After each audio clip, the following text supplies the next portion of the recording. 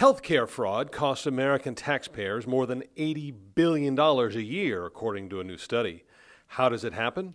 Here's one example of a physical therapy and sports medicine facility that recruited patients to participate in a false billing scheme. Purported patients to sign false paperwork and claim that they were getting medical treatments that they never received. For example, the facility charged the insurance carrier for chiropractic service. In reality, patients got massages. They would give the patients a kickback for letting them exhaust their deductibles and bill for services that were never rendered.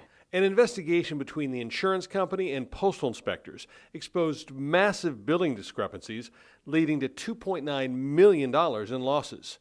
10 patients also willingly took part in the scheme. They would give their ID cards and say, go ahead, bill as much as you want, and they did.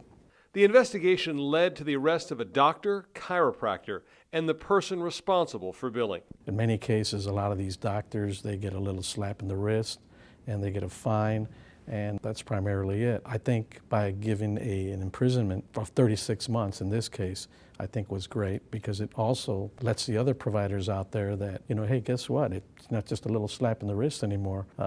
These guys are going to prison. So how can consumers protect themselves? Always check their explanation of benefits when they are either mailed to them, or if they don't get a copy in the mail, log in online just to make sure that the doctor is charging for services that were rendered. In this case, the insurance companies are the victims, but the public is also a victim, because if the insurance companies do not recoup their losses, the premiums go up for everybody and everybody suffers from this type of fraud.